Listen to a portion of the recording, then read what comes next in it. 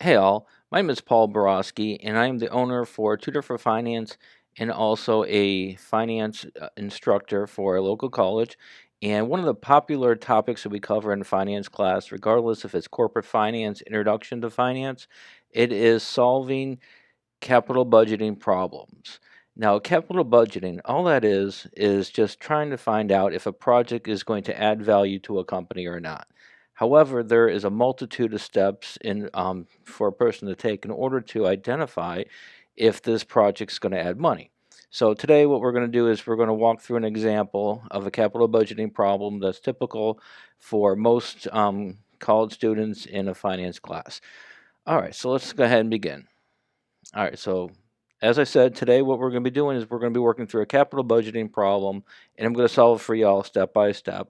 And my name is Paul Borosky. I'm an MBA, and I'm also working on my dissertation. I'm a finance professor and also a professional finance tutor. All right, and so here's the problem that we have right here. And again, we are going to solve this in a spreadsheet. So the problem is to the left, and we're going to go ahead and solve it using the spreadsheet to the right. So the first thing we're going to do is the first thing I always do is I always go right to the bottom for my capital budgeting problems, and I identify what kind of techniques or models they're going to use in order to solve this capital budgeting problem. And so what I have here for the example, we are going to be using the net present value, the IRR, and the payback method. And those are the three models we're going to use to assess whether this capital budgeting project is acceptable. All right, and as we go through this, I'll explain to y'all, exactly what an NPV means, the IRR, and also the payback method. So once I identify the models, I'll go right to the beginning, and so let's go ahead and dive into it. So we've got qualitybusinessplan.com is considering expanding their services with the purchase of a new machine, which would cost $15,000. All right, so now we're starting. First thing, what we're going to do is we're going to pull out our data. So we want to extrapolate the data and put it in some kind of a template. So I like to start with what's called a data block. So I'll put a data block out here to the right, and I'll merge the cell, bold it, and then we'll turn it blue, and we'll also put a box around it just to make it pretty and keep it with the way I always do it. All right, so we've got a new machine here. So we've got an investment of a new machine. We'll put new machine. And then we'll put $15,000. And then we're also going to format the numbers while we're doing this too. And we don't need the pennies, at least not yet. All right, so we've got our data block out to the right, and then we've got our new machine cost. So the next thing we have here is going to be the installation cost. So again, we'll go ahead and put that out to the right as well. We'll call this install. And we've got this at 1500. All right, so we've got that data put into our template. The expansion would increase business plan sold by 25 for the first year, 50 the second year, and 75 for the third year. Now with this, they are not giving us our revenues, because one of the first lines on the capital budgeting template should be sales. And so it usually goes sales, and you'll have your variable cost, and then you'll have your fixed cost,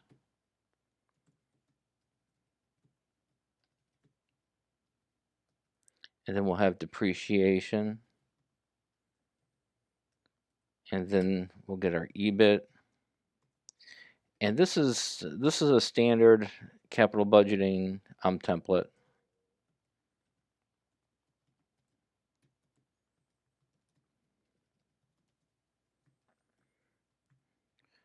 All right, so let's go ahead and then we also need insert. We're also going to need above this. You'll need your years because you'll need your investment is usually year 0, and then you'll have a year 1 revenues, cost, variable cost, depreciation, etc. Year 2, and you want to take the years out to however long the project's going to last. And what we have in this problem is going to be for 3 years. So we'll take it to year 3. All right, so now we've got a basic template set up here. So we'll expand this right here, and then we'll take this, we'll expand it over. Again, make it nice and neat, and then we'll go ahead and center these up, make them bold, we'll put them in the box. All right, so here's the basic template. We're going to need our sales, we're going to need variable cost, fixed cost, depreciation, then EBIT. And then after that, we're going to get some taxes, and then we'll get our net income. So this is a structure that we want to fill in.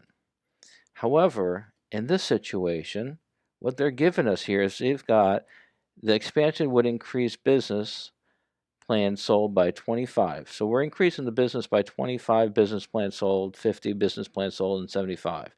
That's not our sales. That's just our increase in revenues. So we need to make some adjustments here, and we're going to pull this right here to the side. And then let's get rid of all this garbage at the top. All right. All right, so we got a nice, neat structure here.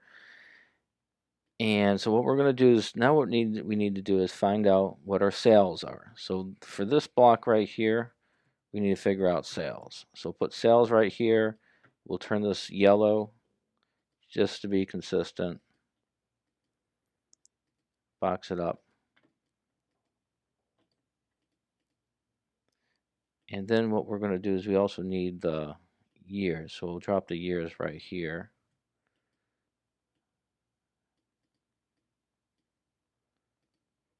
All right. And then what we need here is what they're giving us is business plans. We'll call it BP sold. So we'll put the units sold, which is going to be 25, 50. Whoops, this needs to go under year 1. So we need to put 25 under year 1, 50 under year 2, and then year 3, we need to put 75. So business plans sold, we've got this lined up here. And the next thing we need to do in order to identify sales is we need to figure out how much each business plan is. So we're going to skip over this line right here, and we're going to skim down, and we're going to find out how much each business plan is. So it's $800. So we know what the price is now. So we'll have to put price there, and we'll put 800, 800, and 800. And once we have that, we can now figure out what our sales are going to be. And we'll put our nice little line under here. And all we'll do is to figure out what the sales are is multiply the number sold, business plan sold, times the price, and it gives us 20,000. And now we're going to make this really simple. With Excel, we can just grab this little bottom right-hand corner, this little box right there, and we can pull it across, and it'll immediately calculate everything for us. So now once we have our sales calculated, we'll put this in a box. We're done with this. And then we're just going to pull up this information up top. So now we got that information up top. And again, do the same thing. We'll pull it across. And so now the next thing we need to do is go back into our problem. And we're also going to highlight this blue. Everything that we work through and complete, we're going to turn it blue to know we don't have to worry about it anymore.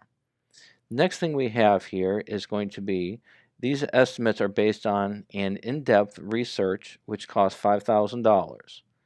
So they did some research and they determined that this is if they take on this project, then what's going to happen, or if we buy this machine, what's going to happen is we're going to get these sales right here.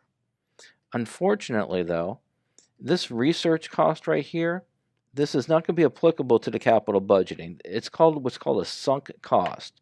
And a sunk cost means it's money already spent, and you should not take that into consideration for making the project determination. So for our capital budgeting example, we are not going to use this fixed research cost. We're going to consider it sunk, and it's not relevant to our project or our calculations. And that is one of the tricks, or the stumbling blocks a lot of instructors will throw out there for the students to see if they'll include it, which we're not going to, and you shouldn't either. All right, so next thing we need to do is we've got some costs involved. So the cost of the business will increase by $15 for each plan created.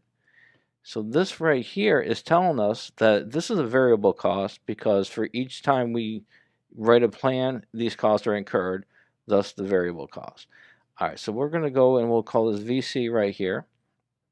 And now that's why this is also the next line, our variable costs. We need to figure out what these costs are. But they only gave us per unit, and we need it on a yearly basis. So we're going to take this variable cost, which is for, again, business plan cost, and we know it's going to be $15 for each.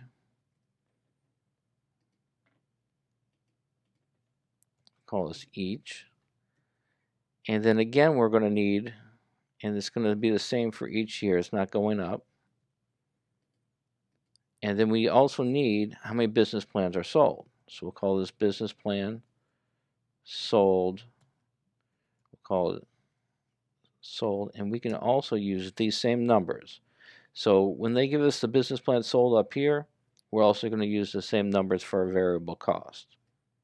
Same trick, we're just going to scroll to the right, and then underneath, and actually we're going to put a label on here, we'll call it sales, and then right here we're going to call this variable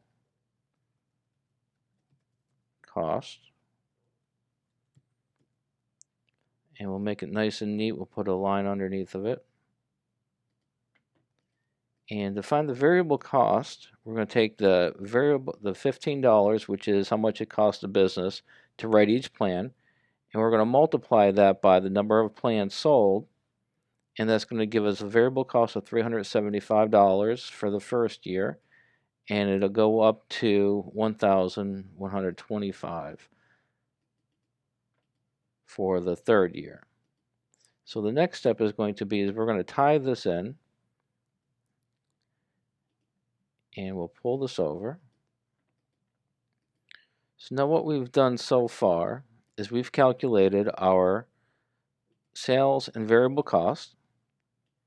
And again, we'll put this into a nice box.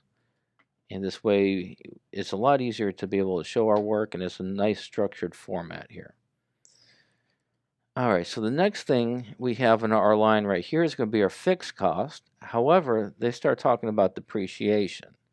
So I'm going to scroll through, we're just going to scroll through here and see if we can find out where the fixed costs are. And we got no fixed cost yet, tax rate, and here's some fixed costs. So we identify some fixed costs, which are $1,000, and the fixed costs are not going to change. So we're just going to come right up here, and we're actually going to put this in our data block. Because sometimes in the problem, they'll change the fixed costs later on. And I'm not seeing it, but again, just to stay with a good structure, we're going to put it in our data block. And then we're going to, I'm sorry, this should be fixed cost. All right, so what we're going to do is we're going to pull our fixed cost over here then, is equal to this, and is equal to this. And the reason I like to put all my information, at least as much as possible, into the data block is that we can change something over here and it immediately rolls over into our template. So we'll go right here with 1,000. And another good thing is once you have this template set up, we can also use it for different problems, for similar capital budgeting problems. So again, there's a lot of reasons to use our data block as much as possible. All right, so with that taken care of, now we have, and we got this in blue, so now we have our depreciation. And the depreciation, let's see here, is using the MACRS for 3 years. Now the MACRS, that is a scale that is a depreciation structure used by the IRS that we can apply to this format. So what we'll do here is I've actually already got a picture of it that I'll go ahead and drop in here. And so here is the MACRS structure for each different class. And so what we're looking for is we are looking for the 3-year MACRS. And so we're going to go right here and it's going to show us the 3 years. However, keep in mind, For the 3-year MACRS, for the depreciation, it actually is 4 years. For the 5-year, it's actually 6 years. And for 7 years, it's actually 8 years, and so on and so forth. So what we're going to do is we're going to now set up our depreciation structure. So we'll call this depreciation. And for depreciation, again, we'll turn this yellow, put a box around it, and we're going to copy this structure right here. Again, bring it down.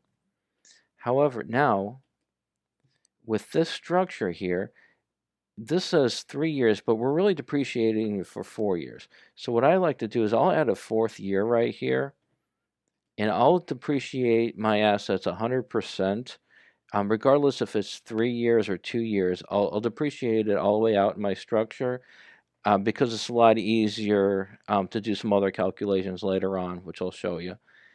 All right, so depreciation, and you're also going to depreciate the machine and the installation cost. So what we're going to do is we're going to call this machine and install. We'll move our line out right here.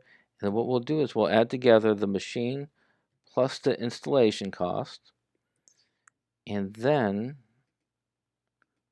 the next step, what we're going to do is we're going to multiply. Actually, you know what? We're going to put an MACRS structure right underneath. So I'm going to cut this. We'll put the MACRS right on top. MACRS. And we'll put the percentages up top. So for the first year, we can depreciate the asset by 33%.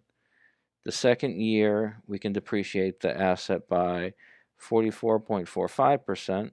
The third year, we can depreciate the asset by 14.81%.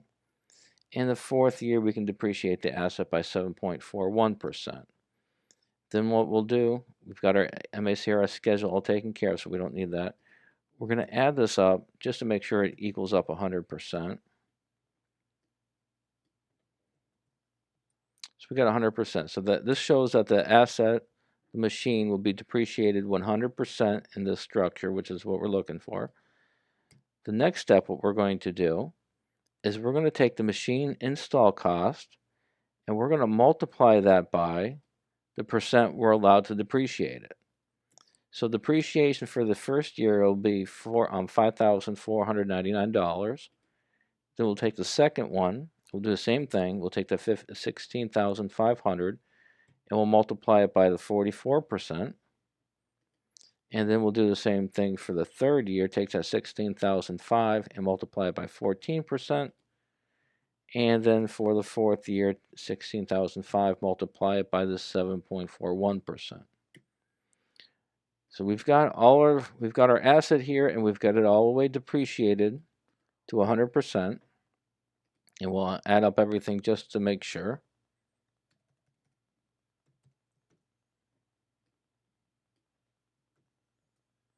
And this number is identical to this number, so we're good. So the next step, what we're going to do is we're going to bring our calculations into our template. We'll do that by clicking. And for this, again, we are going to only pull in the numbers, the dollars, and not the pennies, not the cents, or change rather. All right, so we got the depreciation calculated. And so what we're going to do is we're going to put this into a box. And then we'll put this into another one and include these calculations too. And so what we've done so far is we've done our sales, our variable costs, and our depreciation, and then we put everything into a structure up here. So now what we can do is we can figure out what our EBIT is, and of course we still have some more information over here to pull in because we haven't gone through our problem, but let's get this calculation taken care of. So for our EBIT, we're going to start with the sales, then we're going to subtract our variable cost, we'll subtract our fixed cost, and then we'll subtract our depreciation. That gives us our EBIT for the first year, or the earnings before interest and taxes, and then we'll pull it over to the next three. And the next line item we need to calculate is going to be our taxes. So for taxes, we need to find our tax rate. So let's scroll right through here and look for the tax rate. So we've got a tax rate right here. Popular tax rates for these kind of problems is 35% or 40%. So we'll go to our data block. We'll enter our tax rate, and then we'll put our 35% there. The next step is going to be to take our EBIT, our earnings before interest and taxes, and multiply it by our tax rate. And again, we don't want to see the pennies. And we'll do the same thing with this one. Take our earnings before interest and taxes for the second year and multiply that by our tax rate. And do it one more time for the third year. And we will multiply that by our tax rate. Then we'll get ready for the pennies on these. And then the final step, for our template at least, is going to be to calculate our net income. And that's as simple as taking EBIT and subtracting that from our taxes.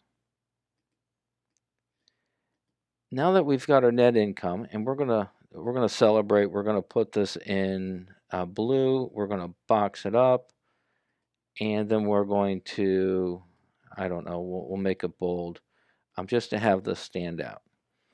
So we've got our first structure set up here. Let's make it even better. But now what we need to do is we need to finish going through this problem. There's some other information we need to take into account, and we can't use net income for calculating the net present value, the IRR, or the payback. We need what's called our cash flow. And so there's going to be some more calculations we need to do. All right, so we got the depreciation. At the end of the 3-year project, the machine will be sold for $2,000. So now what we have is we have a salvage. We got to do a salvage value. So it's going to be able to salvage for $2,000. All right, and let's see here. So we're going to be able to sell our machine for $2,000. So now what we need to do is we need to calculate our salvage value. So we'll type in salvage right here. Again, turn this yellow because this is all of our work. It's like doing math where you've got a long problem and then you break out to the side and you have to do other calculations and then go back to the problem. So we'll take our salvage, and again, first thing we're going to do is we're going to we'll write the salvage, then we're going to drop down our years that we have for the structure up here. And actually, we don't need that. My apologies. All right, so for the salvage value, the first thing what we need for this one is going to be the sales price. So for the sales price, it's going to be the salvage amount. So in 3 years, we can sell this for $2,000, and so that's what the sales price we're going to use. Next thing we need is the book value. And the book value is going to be what is left that we can depreciate. And so for our depreciation, that's why I go out all the way to 100% for depreciation, because we still end the project right here and we've wrote off what we can on the machine to this point. However, we can still write off $1,200, $1,222 worth of this machine. And so we want to make sure that we take that in consideration for tax purposes. So the next step is, and if this was year 4 and we had a year 5 and year 6, I would take the value that we can still write off, the year 4, year 5, and year 6, and I'd put it all under book value. So the book value is what is left to be written off. All right, and so that's what we have here is going to be the 1,223, and this is going to give us a profit slash loss. We'll put a nice line under here. Whoops. And so we'll take this and we will subtract our book value. And so it gives us a profit of $770. And so the next thing what we need to do is we need to find our taxes on only the $777.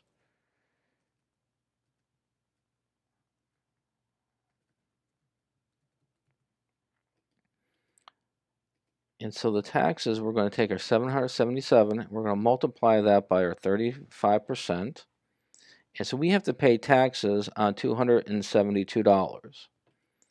And now keep in mind, we still had $1,223 we could still write off for depreciation. So we're going to subtract that from our sales price.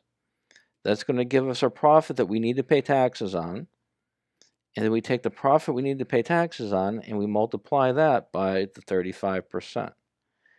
This shows us that we have $272.07 to pay for taxes. To get for the actual net profit now is we are going to take the sales price and then we're going to minus the taxes, and this gives us our net profit on our salvage. This is one of the steps that students really get confused with, so make sure you take your time and understand the process or the thinking behind it. So we start with the sales price, which is the salvage. We take the book value, which is everything that's left to be written off after the end of the project. So anything after the end of the project, which is year 3, from here forward, is what's going to be the remaining book value. We'll put it here, then we'll subtract and find our profit. Then we're only going to get taxed on the profit we have from the salvage. Multiply that by the 35%, which is $272. And then we subtract the taxes from the original sales price. That gives us our net profits of $1,728. All right, so we got our salvage value. We're going to use this for our cash flow calculations, and we'll get that in a minute. At the start of the project, the firm will invest working capital. So now we've got some working capital. And working capital, all that is the additional money a company needs to provide for the project, for staffing, for clerical needs, and just working capital that they need, pay for invoices and stuff. So the working capital, this project's going to incur some more working capital, and we'll call this, let's see here, working capital. And for this, we are going to pull down our structure again here, copy this, and we'll put it right here. Turn this yellow like usual. And then what we're going to do is they are telling us at the start of the project, the firm will need to invest working capital of approximately $500. So right here, we're going to go negative 500. So that's our investment of 500. And we'll require these funds at the end of the project. All right, well, this should be, we'll require repay. We'll change this to repay. We'll repay these funds at the end of the project. So at the end of year 3, we're going to get our $500 back. So this is the structure for the capital, the working capital that we're going to use in our cash flow. And we did this, so we're going to go ahead and highlight this. All right, so we already hit our tax rate. Your responsibility is to determine whether the project is profitable. The tax rate for it is 35%. We already got that. And the last piece of information is right here, the weighted average cost of capital, which is 10%. So we're going to go up to our data block, and we're going to put in our WACC, and we're going to call that 10%. All right, so now we're at the point where we're ready to start solving for the net present value. We have all our calculations done. We have it in a nice, neat structure.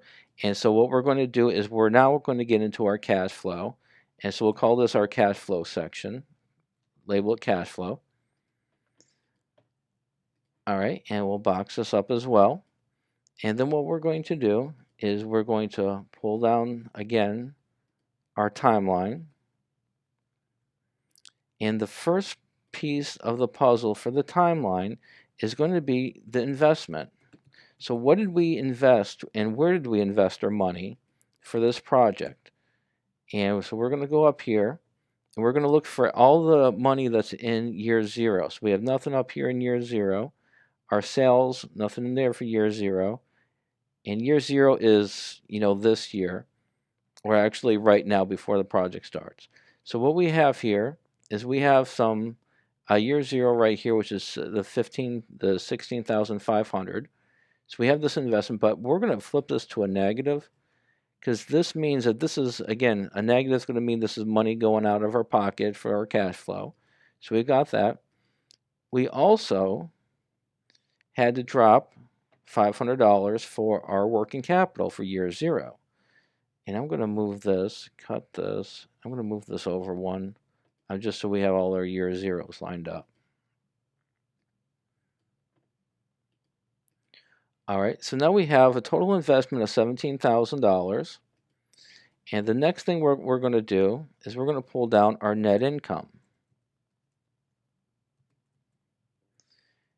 And our net income, we calculated, and that's in our template, so we'll hit that. And then we'll drag that over. All right, so we got that for our cash flow. The next step is going to be add back in depreciation.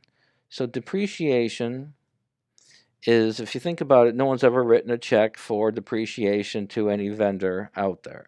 It doesn't happen. Depreciation is just almost a great way, well, it is a great way for companies to reduce their tax burden. Because what happened here is we take our depreciation out, and then we pay our taxes on the funds that are left after depreciation. But since that depreciation never really leaves our company, we can add depreciation back in for cash flows. So we'll go up here, we'll click on our depreciation, hit enter, and we'll pull it over. So now we've got our depreciation, we're going to add back in for our cash flow. And the next thing that we have for our cash flow is going to be our salvage value. So our salvage is going to be the $1,728. So we'll call this salvage. And we get this at the end of the project, which is year 3. So once this project's done, we get that $1,728. The next step, what we're going to do is we are now going to also add back in the working capital. So this money right here left our company at year 0. However, we got this money back at the end of year 3. So we'll call this working capital, and we'll put in an additional cash flow right there for year 3. So with this done, next thing what we're going to do is we're going to add up everything for our cash flow. And to do that, we're just going to drop that down. And then we are going to add all of our cash flows together. And we'll add in the final year's cash flows. All right, so we've got all our cash flows. Now the next step that we're going to do is we're going to calculate the net present value. And in order to calculate and what the net present value means, all that means is what is the present value of this cash flow in year 1, the present value of the cash flow in year 2, and the present value of the cash flow of year 3. So what are these cash flows in present day dollars? And then we're also going to subtract our initial investment. So right here, we're going to find the present value of cash flows. And to do that, we're going to use a formula, the NPV formula. And we're going to click our rate. We always use our weighted average cost of capital for this formula. And then we highlight all the positive cash flows. Hit your end parenthesis, hit enter. And so now what we have here is we have a present value of $66,004 for this project right here. Next thing we're going to do is we are going to identify the net present value. So the only difference between the present value of cash flows and the net present value is we subtract, or in this case add, the negative number, our initial investment. And so that's going to give us a net present value of $49,004. Now that we have our net present value, we're going to box this up, turn it yellow. But the next thing we now need to do is figure out our IRR. And the IRR, all that means is that's the internal rate of return, or you can also consider it the interest rate that would make our net present value zero. And now let's go back to the net present value real quick. This net present value, if it's positive, anything above zero, that means that this project is going to grow our company by $49,004. If this net present value was zero, then that would mean that we're indifferent. After all bills are paid, this project's not going to hurt us, it's not going to make us any money, we're indifferent to it. If the net present value is zero, then that tells us that the project's actually going to lose the company money, and you don't want to take on a project that's going to lose money. Now, the IRR is the interest rate, the weighted average cost of capital interest rate, that'll make this project zero. So let's do this. To calculate the IRR is actually simple for Excel. You put IRR, open up a parenthesis, and then you're going to highlight all the cash flows. Close up the parenthesis, hit enter, and this tells us our internal rate of return is 111%. So let's go up here, and we're going to change this format a little bit. Instead of a fixed cost of 1,000, we're going to call this 10,000, and that changes all our numbers. But this shows also that our internal rate of return is 80%. But as our fixed cost went up, our net present value went down. So we're going to take that back and we'll put it back to where it was, 1,000. All right, so now we've got our internal rate of return calculated, and that's all good to go. The last part that we need to do is going to be the payback period method.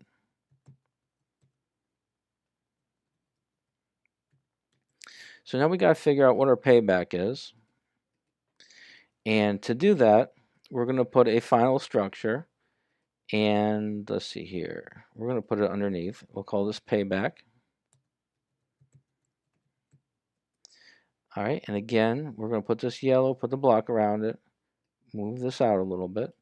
Now for the payback period, we are going to follow the same structure here. We're going to take our timeline, we're going to copy it, we're going to drop it down here, and then we're going to put our cash flow here. And we're going to put dollar amount left to pay. All right, so we got that. And then the first line we're going to do is pull it on our cash flow. So we'll click here, we'll enter, and then we'll go ahead and grab our little box at the bottom right, we'll pull it over. And so now all our cash flows are down. And so now what I'm going to do here is I'm going to put we want to track, the whole point of this is to track how much is left to pay back from the initial investment. So our initial investment is $17,000. So we need to pay back $17,000 from our cash flows. So we're going to do this. We have $17,000 left to pay off. We just made $14,000. So we take the $17,000, we add it to the $14,000. We still have $2,969 left to pay off. So we've got our cash flow at $27,429. We add that to our $2,969. Now we have our first positive number. We just made enough money to pay back our initial investment. Hurrah. All right, so we got the $24,461 right here. So in year 2, at the end of year 2, we've already paid this money back. Now, this also tells us that since we still have $24,000 left after we pay this back, that this project was really paid back sometime in year 1, because at the end of year 1, we still had $2,900 to pay back. But in year 1 month, or 1 year, 2 months, somewhere between year 1 and year 2, we paid this total amount back, and we want to identify to the percentage as to when that happened. So to do that, it's a simple calculation. You press your equal sign, then you identify. The first part of it is going to be identify is when did you pay this back? And we know we paid it back in year 1. Okay, so we're going to put, it's after year 1, so we're going to put the 1, and then we're going to put an addition sign. So if it's after year 1, we're going to put it that, the 1. If it was after year 2, if it was somewhere over here, then we put the +2. So at the end of year 2, it was already paid back, so we know sometime in year 1 it was actually paid back. So put +1, open up a parenthesis, and then what we need to do is we need to figure out what part of the year, what fraction of the year was paid back. So to do that, we're going to put a negative sign, and then we're going to divide the dollar amount that was left to pay back at the end of year 1 by the cash flow for year 2. So again, this gets a little bit confusing. We know we paid it back sometime between year 1 and year 2, so that's where the 1 comes in because it was before year 2, so you'll put the 1 there. Then we're going to add to it the fraction between what was left to pay off and what our income was. Then we need to get rid of this negative sign. So we'll put the negative sign here, and then we're going to divide the small number, the 2,000, by the 27,000, hit enter, and that gives us our payback period. Excuse me. The payback period of 1.11 years.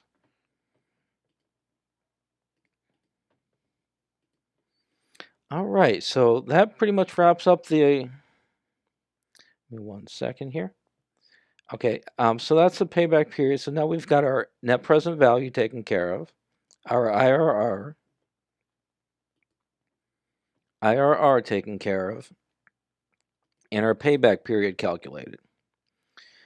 All right, so we're good to go. Hope everyone enjoyed the video and learned a little bit about the capital budgeting. And if y'all have any questions or need some help with your finance homework or some finance tutoring, please don't hesitate to contact me at, let me show you my website, www.tutorforfinance.com. And I hope everyone enjoyed. Thanks a lot. Take care.